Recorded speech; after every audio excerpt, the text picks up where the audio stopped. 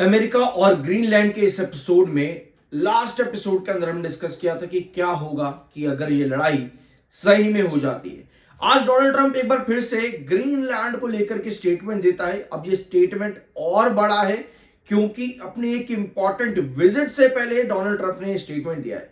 अब इस स्टेटमेंट के बाद अगर मान लो डेनमार्क और इंडिया और आपके यूएसए के बीच में लड़ाई सच में होती है तो बाकी के देश क्या करेंगे, इसको हम अगले एपिसोड में समझेंगे। लेकिन अगर डेनमार्क अकेला अमेरिका से लड़ने चला जाता है तो डेनमार्क और अमेरिका के बीच में कौन ज्यादा सुपर पावर है? बिल्कुल आपके दिमाग में ये चीज तो है ही क्लियर कि अमेरिका ही सुपर पावर है। ऑफ कोर्स डेनमार्क क्या ही चीज है, लेकिन कितना तगड़ा हो सकता है डेनमार्क अमेरिका के आगे, इन चीजों को समझना भी जरूरी है।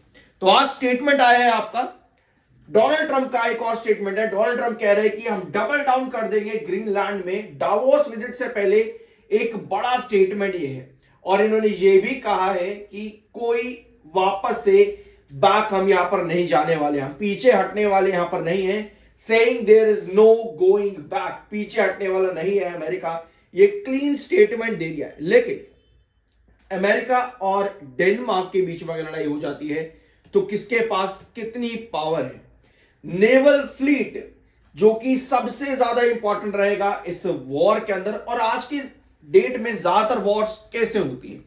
नेवल फ्लीट बहुत आसान तरीके, किसी के भी देश के अंदर चले जाओ या उसकी टेरिटरी के आसपास आ जाओ और आपके पास हमला करने के लिए आसान जरिया हो जाता है। लेकिन नेवल फ्लीट में इंपॉर्टेंट है कि आपके पास कितने एयरक्राफ्ट हैं, एयरक्राफ्ट कैरियर्स आपके पास कितने हैं, वो ज्यादा इंपॉर्टेंट हो जाता है।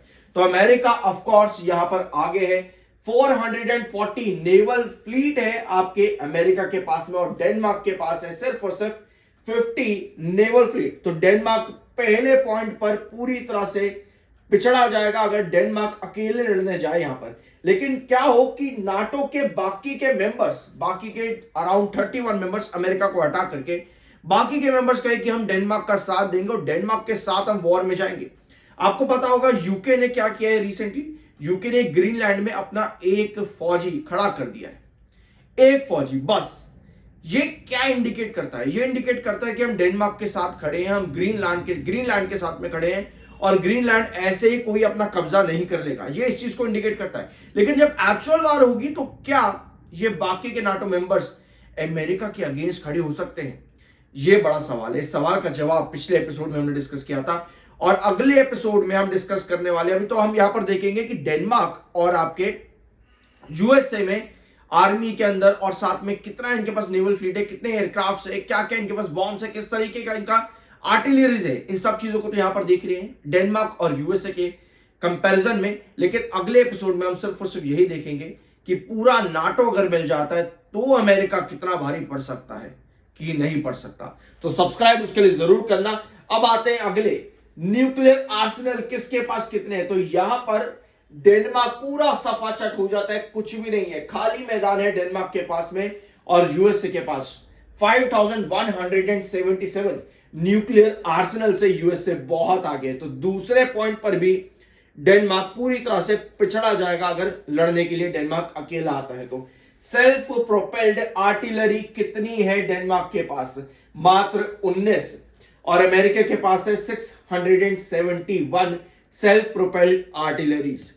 और अब आते हैं अगला, आर्मर्ड फाइटिंग व्हीकल्स डेनमार्क के पास कितने हैं? यहां पर डेनमार्क के पास अच्छी क्वांटिटी है 3856 पर, लेकिन अमेरिका के पास इसके कहीं गुना ज्यादा है, 3,91,900 आर्मर्ड फाइटिंग व्हीकल्स हैं डेनमार्क के यूएसए के पास में। और डेनमार्क के पास मात्र 3,856।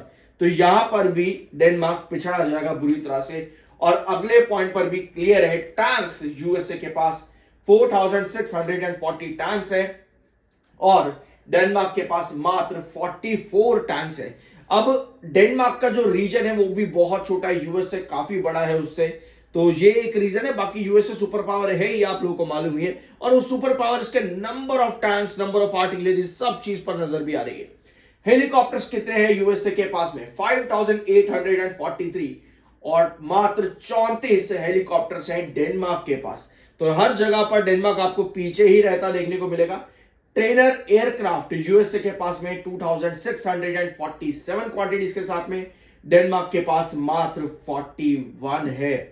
तो ये सबसे इंपॉर्टेंट हथियार रहता है आज की डेट में वॉर जोन में, और यहां पर भी डेनमार्क पूरी तरह से पिछड़ा हुआ है। ट्रांसपोर्ट एयरक्राफ्ट डेनमार्क के पास मात्र 8 है और यूएसए के पास 918, और ये सबसे इंपॉर्टेंट रहेगा किसी भी वॉर जोन में, वॉर जोन कंडीशन में किसी भी आपकी आर्टिलरीज को ट्रांसपोर्ट करने के लिए, खाना, सामान, दवाइयां, सब चीजें ट्रांसपोर्ट करने के लिए काफी इंपॉर्टेंट होता है। 918 है यूएसए के पास में और मात्र 8 है डेनमार्क के पास। मिलिट्री एयरक्राफ्ट यहां तो और भी बुरी हालत है, 13,034 है यूएसए के पास में मिलिट्री एयरक्राफ्ट, और डेनमार्क के पास मात्र 117 ही मिलिट्री एयरक्राफ्ट है।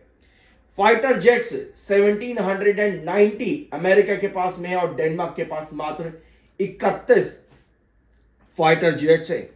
अब ये वॉर होगी कहां पर, समझने वाली बात ये, ग्रीनलैंड का तो मेजर जोन तो ग्रीनलैंड है ही, लेकिन डेनमार्क और यूएसए के बीच में आता है north Atlantic ocean. North Atlantic ocean, अब क्या ये वॉर नॉर्थ अटलांटिक ओशन में होगी? क्योंकि नॉर्थ अटलांटिक ओशन में अगर ये वॉर होती है तो यूएसए और ये रहा आपका डेनमार्क, ठीक है, यूएसए और डेनमार्क, यहां पर है आपका डेनमार्क और ये रहा आपका यूएसए। नॉर्थ अटलांटिक रीजन में ये वॉर होगी, मतलब क्या ये सिर्फ एक ओशन वॉर रहेगी या फिर आप लैंड पर भी जाकर के लड़ोगे? अगर डेनमार्क और नॉर्थ और आपका अमेरिका, अगर इन दोनों के बीच में लड़ाई होती है तो नॉर्थ अटलांटिक रीजन, ये वाला ओशन तो पूरा रहेगा ही रहेगा। लेकिन अगर मान लो ग्रीनलैंड में भी जाकर के अमेरिका इनफिल्ट्रेट करने की कोशिश करता है ग्रीनलैंड के अंदर, तो वॉर ग्रीनलैंड में ही होगी। अब ओशन वॉर भी है, ग्रीनलैंड वॉर भी है, ग्रीनलैंड में ही इनफिल्ट्रेट कर दे अगर यूएसए, तो ग्रीनलैंड में already north west region of Greenland, ये रहा आपका पूरा ग्रीनलैंड, इसके नॉर्थ वेस्ट रीजन में ऑलरेडी अमेरिका के कई सारे ट्रूप्स हैं, कई सारे मिलिट्री बेसेस भी हैं। तो ऑलरेडी अमेरिका वहां पर एस्टैब्लिश्ड है, भले ही अभी छोटा एस्टैब्लिशमेंट है, लेकिन अब इसको पूरा अंडर कंट्रोल लेने की कोशिश करना चाहता है अमेरिका।